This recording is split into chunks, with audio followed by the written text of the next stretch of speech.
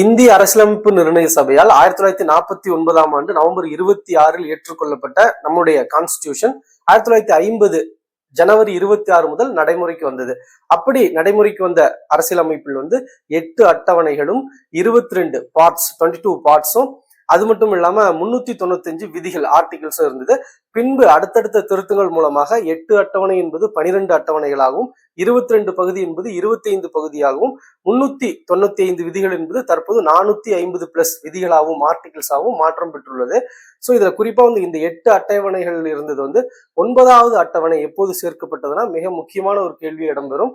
First amendment, very first amendment 1951ல செய்யப்பட்டு 9வது அட்டவணை இந்திய அரசியலமைப்பில் சேர்க்கப்பட்டது. அது நில சீர்திருத்தங்கள் தொடர்பான சில சட்டங்கள் அந்த 9வது அட்டவணையில் இடம்பெறும். அந்த 9வது அட்டவணையின் சிறப்பு என்னன்னு கேட்டீங்கன்னா, சுப்ரீம் கோர்ட்டால் உச்ச நீதிமன்றத்தால் அதில் இந்த 9வது அட்டவணையில் உள்ள சட்டங்களை சீராய்வு செய்ய முடியாது.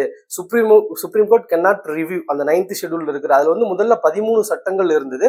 இப்ப 284 சட்டங்கள் அந்த 9வது அட்டவணையில் இடம்பெற்றுள்ளது.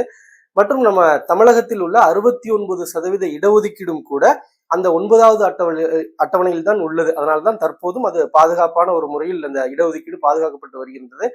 இது எப்போது சேர்க்கப்பட்டதுன்னா, தமிழ்நாட்டின் 69% இடஒதுக்கீடு என்பது 76வது சட்ட திருத்தத்தின் வழியாக 1994ஆம் ஆண்டு 9வது அட்டவணையில் சேர்க்கப்பட்டுள்ளது. பிறகு 10வது அட்டவணை 52வது சட்ட திருத்தத்தின் வழியாக 1985ஆம் ஆண்டு சேர்க்கப்பட்டது. 11வது அட்டவணை பஞ்சாயத்து ராஜ் சொல்லுவாங்க. இந்த 11வது அட்டவணை 73வது சட்ட திருத்தம் 1992 வழியாகவும் 12வது அட்டவணை என்பது 74வது அமெண்ட்மெண்டின் வழியாக 1992 சேர்க்கப்பட்டது. இந்த 10வது அட்டவணை மிக முக்கியமானது. ஆன்டி டிஃபெக்ஷன் லா என்று சொல்லப்படுகின்ற கட்சி தாவல் தடை சட்டமும் சேர்க்கப்பட்டுள்ளது. ஸோ இவ்வாறாக 8 அட்டவணை என்பது 12 அட்டவணையாக மாற்றம் பெற்றுள்ளது.